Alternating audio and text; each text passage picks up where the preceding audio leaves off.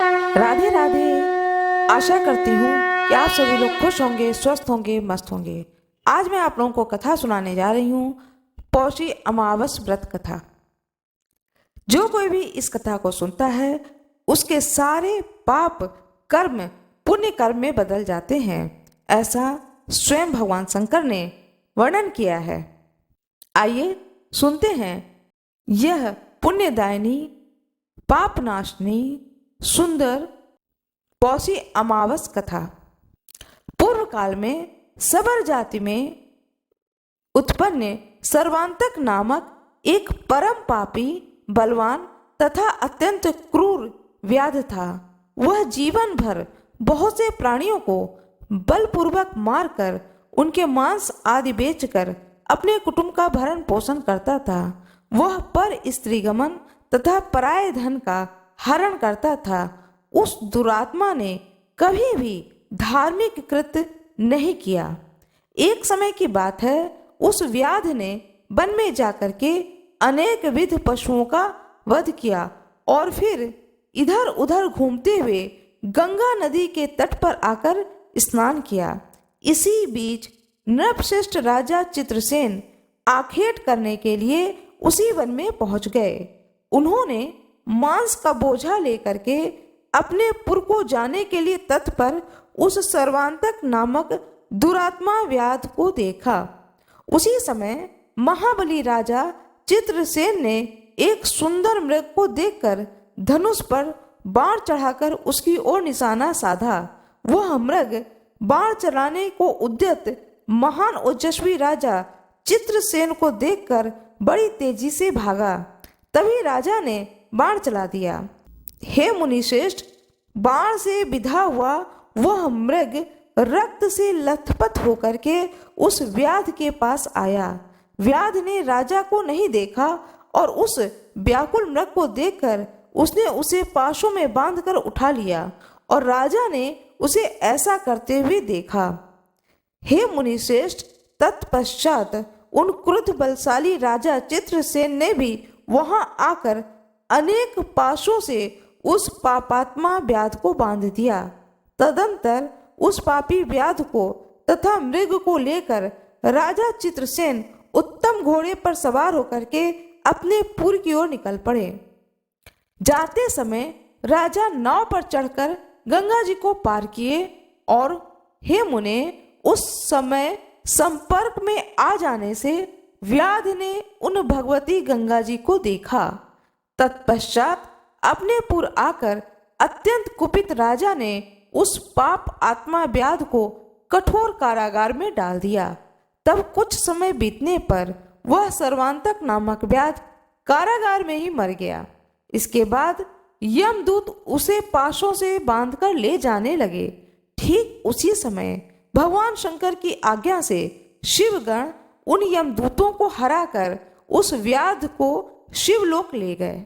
शिवगणों से पराजित यमदूतों ने धर्मराज के पास जा करके शिवगणों ने जो कुछ किया था वह सब उनसे कह दिया। उसे सुनकर के धर्मराज ने महान बुद्धि वाले चित्रगुप्त से पूछा कि यह व्याध सर्वेश्वर शिव जी के सानिध्य में क्यों ले जाया गया? आप यह देखिए कि इसका कितना पुण्य है और कितना पाप है, क्योंकि पुण्य तथा पाप के अलावा मैं कुछ भी नहीं देखता हूँ। तब धर्माधर्म का विवेचन करने वाले चित्रगुप्त ने उस व्याध के द्वारा संपर्क के कारण किए गए सभी पापों का हरण करने वाली, महापातकों का विनाश करने वाली, पुण्यदायक उत्तम गंगा दर्शन के विषय में बताया। हे महामते, उसे सुनकर के धर्मराज अत्यंत आश्चर्यचकित हुए और माँ गंगा को प्रणाम करके उन दूतों से यह बात कहने लगे।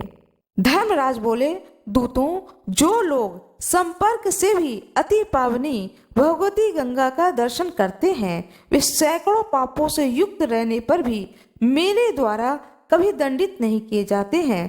पतितों का उद्धार करने वाली भगवती गंगा को जो एक बार भी स्मरण कर लेते हैं वे सैकड़ों पापों से घिरे रहने पर भी मेरे द्वारा कभी दंडित नहीं किए जाते हैं। जो लोग उन द्रव्य रूपिणी गंगा देवी का भक्ति पूर्वक निरंतर ध्यान करते रहते हैं, वे सैकड़ों पाप करने पर भी मेरे द्वारा दंडनीय नहीं हैं। जो लोग भगवती गंगा का पूजन करते हैं तथा उनके जल में अवगाहन करते हैं, वे महापातकी होते हुए भी मेरे द्वारा दंडित नहीं होते हैं। जो कोई भी पौष मास के अमावस को माँ गंगा का दर्शन करता है, स्नान करता है, उसके कुल का उद्धार हो जाता है। गंगा में देह त्याग करने वाले प्राणियों की आज्ञा के मैं स्वयं अधीन हूँ। वे लोग इंद्र आदि देवताओं के लिए भी नमस्कार के योग्य हैं, फिर मेरे द्वारा उन्हें दंडित करने की तो शंका ही नहीं है। महादेव जी बोलते हैं, हे मुने, इस प्रकार वे यमदूत धर्म ज्ञानी श्री यमराज के मुख से गंगा जी की ऐसी महिमा सुनकर अत्यंत विस्मित हुए। जो मनुष्य एकाग्र चित्र होकर इस उत्तम कथा को सुनेगा अथवा सुनाएगा, वह महापाप करने पर भी यमदूतों से कोई भय उसे नहीं होगा। इस प्रकार से यह मैंने पाप मोचनी पुण्य फलदायिनी पौष मास की अमावस की कथा आप लोगों को सुनाई है। जो कोई भी पौषी अमावस्या के दिन गंगा जी में स्नान करके अपने पितरों के लिए तर्पण आदि करता है, उसका उद्धार होना निश्चित है, ऐसा स्वयं भगवान महादेव ने कहा है। आज मैं आप लोगों को कथा सुनाने जा रही हूँ, पौषी अमावस कथा। बड़ी सुंदर और रोचक कथा है। गरीबों को दान देने की महिमा। गुजरात की प्रसिद्ध राजमाता मीलन देवी बड़ी उदार महिला थीं। वे 1.25 करोड़ सोने की मोहरें लेकर के सोमनाथ मंदिर का दर्शन करने गईं। वहां जाकर के उन्होंने स्वर्ण का तुला दान आदि किए। माता की यात्रा के पुण्य प्रसंग में पुत्र राजा सिद्धराज ने प्रजा का लाखों रुपए का लगान माफ कर दिया। इससे मीलन देवी के मन में यह अभिमान आ गया कि मेरे समान दान करने वाला संसार में कोई दूसरी स्त्री नहीं है। रात्रि को भगवान सोमनाथ ने स्वप्न में कहा कि मेरे मंदिर में एक बहुत गरीब स्त्री यात्रा करने आई है, तू उससे उसका कुछ पुण्य मांग ले। सवेरे मीलन देवी ने सोचा कि इसमें कौन सी बड़ी बात है, रुपए दे करके पुण्य ले लूंगी।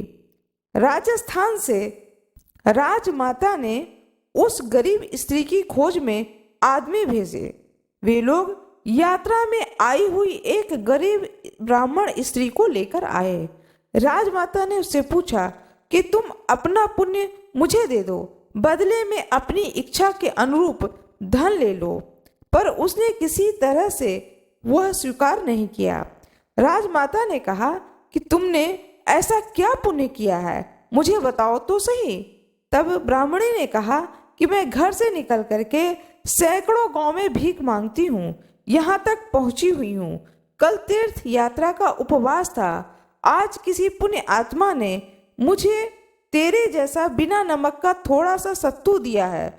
उसके आधे हिस्से से मैंने भगवान सोमेश्वर की पूजा की है, आधे में से आधा एक अतिथि को दिया है, शेष बचे हुए से मैंने पारण किया है। मेरा पुण्य ही क्या है? आप बड़ी पुण्यवती हैं। आपके पिता हैं, भाई हैं, स्वामी हैं, पुत्र सभी राजा हैं। यात्रा की खुशी में अपने प्रजा का लगान माफ करवा दिया है। 1.25 करोड़ मोहरे से भगवान शंकर की पूजा की है। इतना बड़ा पुण्य करने वाली आप मेरा अल्प सा दिखने वाला पुण्य क्यों मांग रही हैं? मुझ पर नाराज न हो तो मैं कुछ आपकी सेवा में निवेदन करूं। राजमाता ने वैसा विश्वास दिलाया। ब्राह्मणी ने कहा कि मैंने सुना है कि संपत्ति होने पर भी नियमों का पालन करना, शक्ति होने पर भी सहन करना, दरिद्र होकर भी दान करना, यह अक्षय पुण्यप्रद होता है। ब्राह्मणी की इन बातों से राजमाता मिलन देवी का अभिमान नष्ट हो गया और उन्होंने विश्वास किया कि भगवान शंकर ने ही कृपा करके ब्राह्मणी को भेजा है। इस प्रकार से यह पुण्यमयी कथा मैंने आप लोगों को सुनाई है। इस कथा का यह अर्थ है कि दान जब करें तो अभिमान न रखें कि मैंने इतना दान किया या इतना दान किया, बल्कि यह सोचें कि आज मुझे सौभाग्य प्राप्त हुआ है कि यथाशक्ति मैं दान कर सकूं। आशा करती हूँ कि आप लोगों को यह कथा अच्छी लगी होगी। इस कथा को अपने मित्रों में, दोस्तों में, रिश्तेदारों में, जानने वालों में अवश्य ही शेयर करें, जिससे कि उन्हें भी इस पुण्यदायिनी कथा का श्रवण कर सकें और पुण्य फल को प्राप्त कर सकें। आशा करती हूँ कि आप लोगों को यह कथा अच्छी लगी होगी। इस कथा को ज़्यादा से ज़्यादा लोगों को कृपया शेयर करें, अपने दोस्तों को शेयर करें, अपने रिश्तेदारों को शेयर करें, अपने जानने वालों को शेयर करें, जिससे कि उन्हें भी यह ज्ञान प्राप्त हो सके। कृपया मेरे वीडियो को लाइक जरूर कर दीजिएगा, चैनल को सब्सक्राइब कर दीजिएगा, बेल आइकन दबा दीजिएगा। आप सभी लोगों का बहुत बहुत धन्यवाद।